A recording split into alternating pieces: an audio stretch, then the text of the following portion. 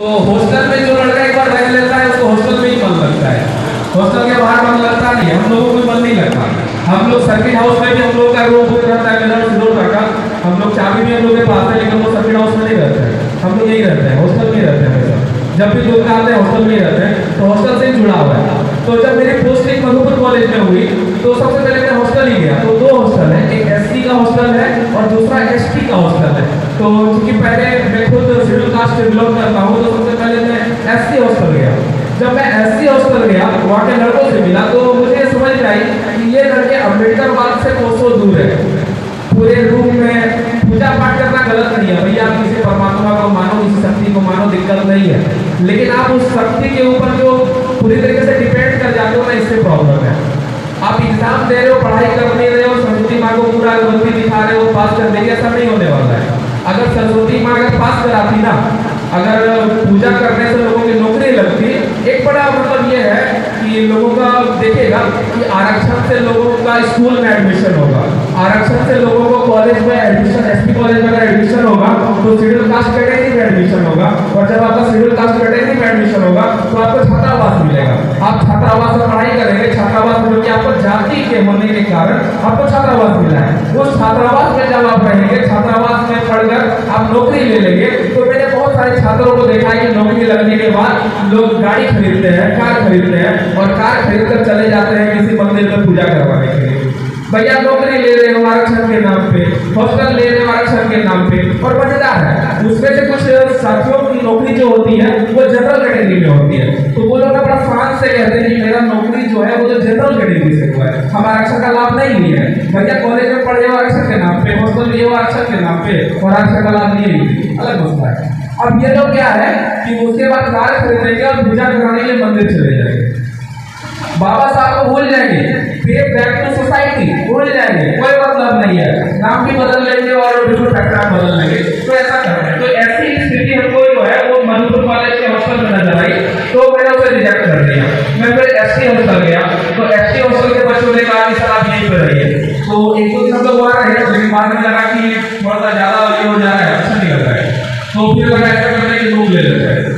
तो हम रूम लेने के लिए गए, तो एक अच्छा सा घर था, कॉन्टैक्ट किए, तो जो है मकान वाली उसका बेटा मिला, तो उसके बेटे को बताया कि ऐसे एक व्यक्ति वहीं पे थे, वो हमको लेकर गए थे। तो वो लड़का को रूम दिखाया, ठीक ठाक रूम था, अच्छा खासा रूम था, बढ़िया टाइल्स वगैरह लगा था, कुछ भी अच्छा था।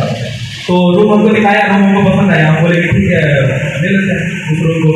तो बात हो गई और 4000 रुपये में बात हुई थी। हम बोले कि ठीक है हम संभाल लिया है, बोला हाँ सर ले आइए। लड़का को पता था कि प्रोफेसर साहब है, प्रोफेसर का बहुत बड़ा चीज, बड़ा इज्जतदार चीज, और बहुत इज्जत भी हुआ लड़का, बोला प्रोफेसर सर आएंगे तो हमको मार्क्स भी मिलेगा कॉलेज में, अच्छा खासा नंबर आएगा, खुश हो गया। जब दोबारा संभाल लेके गए तो उसके बाबूजी आ चुके थे, तो बाबूजी हमको बोले कि ऐसा है ना सर रूम खाली नहीं है। बोले भैया आपका बेटा बोला रूम खाली, हम संभाल ले आए। बोला नहीं सर रूम खाली नहीं है, सर बेटा को नहीं मालूम था। बोले चलिए कोई बात नहीं, हमको लगा हो सकता है नहीं खाली होगा, बेटा को नहीं पता होगा। तो हम फिर वापस चले गए, दूसरा एक रूम ढूंढे, दूसरा रूम मिल गया। अपनी मकान मालिक से ही बात हो गई, तो पहले लगा कि बेटा से बात की तो धोखा हो गया था, इस बार बाप से ही बात करेगा, धोखा नहीं करेगा, धोखा बार बार नहीं खाते हैं क्या, तो नहीं खाना था धोखा, बाप से बात की। बाप हम जो थे, उनके पिताजी जो थे, तो पिताजी एक रूम हमको दिखा दिए, रूम भी ठीक ठाक था, आप रूम ले लिए बस। तो वो हमसे पूछे कि सर आपका घर कहाँ है, हम उनको बताएं कि मेरा घर दुमका, हम दुमका से आता है।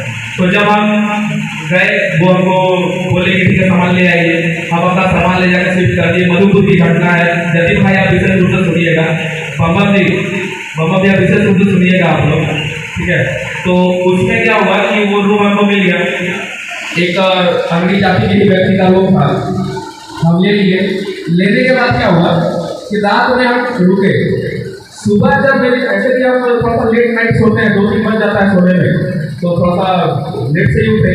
तो 8-9 बजे सवेरे जब उठे तो एक खोल के बाहर आए, तो देख रहे हैं कि मकान मालिक बाहर थोड़ा टहल रहे, पूरा चहल भी करने लग रहा है, एकदम शेर घूमना है शिकार करेगा टाइप से। तो टहल रहे थे बाहर, नहीं लगा कि क्या हो गया यार इसको, तो बाहर आए तो मकान मालिक हमसे सीधा एकदम बिल्कुल मिसाइल की गति से सवाल था गया। मैं देखते ही शिकार झपका मार दिया कि सर आप तो बोले कि आपका घर दुमका है, लेकिन आपका घर तो सर फालू चोरी है। हम बोले हाँ भैया बालू जो दिया रहते दुर्गा में दो जगह पे मेरा घर है दुर्गा में, दुर्गा ही रहना होता है, पिछले 15 सालों से दुर्गा में नहीं सर घर का बालू जो दिया ना सर। हम बोले हाँ बालू जो दिया मेरा फैक्ट्री का है, तो उससे क्या कहते दुर्गा में, उससे क्या इशू हो गया। बोले नहीं सर ऐसा था रात में एक बैंक मैनेजर साहब है, तो मैनेजर साहब ना बार बार कॉल कर रहे थे, बोले उनको रूम चाहिए था, तो आप तो सर चले जाइएगा ना, आपको ज़्यादा दिन यहाँ रहिएगा नहीं, आप आज यहाँ कल नहीं है, तो सर ऐसा करिए ना सर रूम खाली कर दीजिए। बोले सवाल बहुत बढ़िया, मुझे ऐसा क्या हो गया शायद कॉल आया होगा, तो जिस व्यक्ति ने रूम दिलाया था उसके पास गए, बोले यार ये क्या हो गया, एक मौलवी साहब थे, मौलवी थे, हम उनके पास गए कि आपको रूम उनको दिलाया, बोले ठीक ठाक है, क्या हो गया रात भर में, तो वो हमको बताया कि देखिए ना आपके मकान मालिक हमसे भी चर्चा किए, हमको बोले कि अरे आप तो बोले महाराज प्रोफेसर साहब है, साला चमार है, आप रूम दिला दिए उसको। तो बताइए आपको जाति के नाम पे ना आपको रूम नहीं मिलता, आपको जाति के नाम पे ये वास्तविकता है, और ये कमोबेश पूरे देश की स्थिति है। आपकी क्या पद है, क्या प्रतिष्ठा है, ये मायने नहीं रखता है, आपकी जाति क्या है ये मायने रखता है। मधुपुर यहाँ पे दुर्गा में नजर बहुत सारी चीज नहीं आता था, मधुपुर में बहुत सारी चीजें नजर आई। एक जैसे बहुत गौर किया मैंने कि जब हम कॉलेज गए तो कॉलेज में ना होता था, बहुत सारे शिक्षक थे जो ओपनली क्लास में कह देते थे यार देखो चोरी चमारी कोई नहीं करेगा, क्लास में है कोई चोरी चमारी नहीं करेगा, कोई बात हुई तो हम क्या चोर चमार है क्या, कोई भी बात हुई तो मतलब कहीं पर क्या है चोर चमार, एक्चुअली ये वर्ड क्या है चोरी चकारी नॉट चमारी, लेकिन ये लोग क्या बना कर रख दिए ना चोरी चमारी, और बड़ा फ्लुएंटली ये यूज होता है। और मेरा तो दिमाग बहुत जल्दी थोड़ा सा खराब हो जाता है, वैसे शांत रहते हैं लेकिन कभी होता है तो बहुत ज्यादा हो जाता है, तो जब 2-3 बार सुन लिए ना लगा कि ये बहुत ज्यादा हो रहा है, हम प्रिंसिपल सर को बोले सर ये गलत हो रहा है, आप चोरी तो समझ नहीं आ रही है, ये चमारी क्या होती है, आपको क्लियर करना पड़ेगा कि चमारी क्या है, फिर व्हाट है कोई आप होगा, अब आप बताइए चमारी का क्या है, और ये हमको 2-3 बार करना पड़ा। और अब अच्छा है मधुपुर कॉलेज के लोग अच्छे हैं, तो ये वर्ड जो है ना वहाँ बंद हो गया, अब लोग इस वर्ड को बोलना बंद कर दिए, लेकिन कमोबेश ये चीजें चलती है, लोग चोरी बोलते हैं तो चमारी बोल देते हैं, तो ये सब चीज है इसको दूर करने की आवश्यकता है। एक महत्वपूर्ण है कि अब ये चीजें दूर कैसे होंगी, ये चीजें तब दूर होंगी जब आप ओपनली इस चीज को स्वीकार करेंगे कि आप शेड्यूल कास्ट के लोग, मैक्सिमम लोग यहाँ शेड्यूल कास्ट वाले हैं, इसलिए शेड्यूल कास्ट की बात कर रहे हैं। आप एक गौर करेंगे कि आदरणीय सुबोध भैया यहाँ पे हैं, गोटा कॉलेज में जॉब कर रहे हैं और अच्छी अच्छी जगहों में उन्होंने नौकरी करी है, जो इसके पहले शिक्षक थे और अच्छी नौकरी करते हैं, बढ़िया जगह उनका घर है, काफी विलासितापूर्ण जीवन वो जीते हैं, तो ये चीज को बेहतर जानते होंगे। तो बहुत सारे लोग हैं जो नौकरी करने की तरफ में या कहीं नई जगह जाते हैं तो वो कोशिश करते हैं कि मेरी जाति के बारे में सामने वाले को पता नहीं चले, अगर वो शेड्यूल कास्ट वाले हैं तो उनकी सबसे पहले यही सदन इच्छा रहती है कि मेरे बारे में किसी को पता नहीं चले, कोई मेरे बारे में जान नहीं जाए, तो वो छिपाने का प्रयास करते हैं और इस क्रम में कई तरह के सोशल को सहते हैं। लेकिन ऐसा होता है क्या, आप किस जाति से है या पता चल ही जाता है सबको, जाति है कि जाति नहीं, एक कहावत भी बना हुआ है और इसके लिए आपको करना पड़ेगा, इसके लिए काम करने की आवश्यकता है। बाबा साहब डॉक्टर भीमराव अम्बेडकर हमेशा कहते थे कि जाति व्यवस्था समाप्त होनी चाहिए, और जाति व्यवस्था की जो उत्पत्ति है ना वो सवर्ण लोग जो है वो वर्ग व्यवस्था से उत्पत्ति की है। वर्ग व्यवस्था आप लोगों को पता होगा, ब्राह्मण क्षत्रिय वैश्य और शूद्र, कोई मुंह से जन्म रहा है, कोई हाथ से, कोई पेट से, कोई पैर से पैदा हो रहा है, और कितना दुर्भाग्य है कि हम लोग इस चीज को मान रहे हैं। आप लोगों को बहुत बड़ा लग रहा होगा लेकिन कुछ ऐसी चीजें हैं जो बताते हैं, एक कहानी सब लोग बताते हैं। मधुपुर कॉलेज है, मधुपुर कॉलेज के बगल में सरस्वती शिशु मंदिर है, तो सरस्वती शिशु मंदिर एक विशेष राजनीतिक दल या संगठन का विंग है, उसमें कुछ बच्चे वहाँ जो पास करते हैं वो लोग मधुपुर कॉलेज में एडमिशन लेते हैं, और मेरा विषय है इतिहास, तो अपने बच्चों को हम वैदिक धर्म पढ़ा रहे थे, और वैदिक धर्म में आप लोग वैदिक धर्म को भी जानिए, बड़ा मजेदार चीज है। आज आप देखेंगे कि जितने भी शिव मंदिर आप चले जाइए, जो शिव मंदिर कहते हैं, महादेव का मंदिर कहते हैं, शिवलिंग है वहाँ पे, तो ये लोग ना सब जगह आपको पंडित पुजारी ब्राह्मण लोग मिलेंगे, लेकिन आप लोगों को ये पता होनी चाहिए कि ऋग्वेद में ऐसे लोगों का तिरस्कार किया गया है, ऐसे लोगों का अपमान किया है जो लिंग पूजा करते हैं।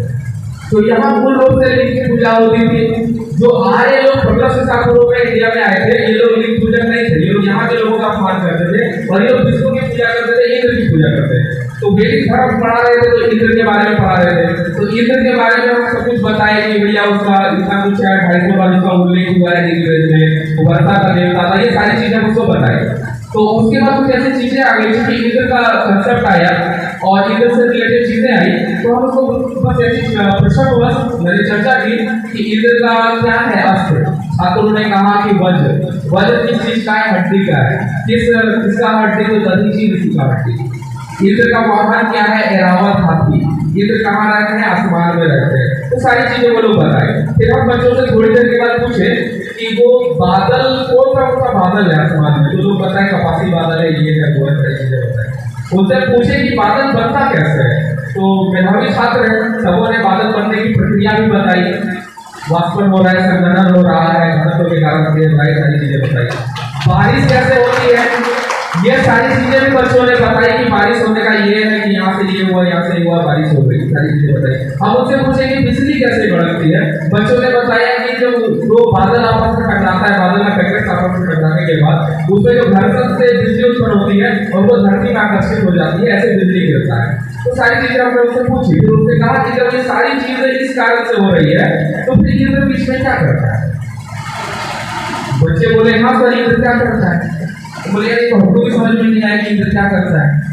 तो फिर फाइनली हुआ कि इंद्र कुछ नहीं करता है, सब कुछ अपनी प्रक्रिया से होती है।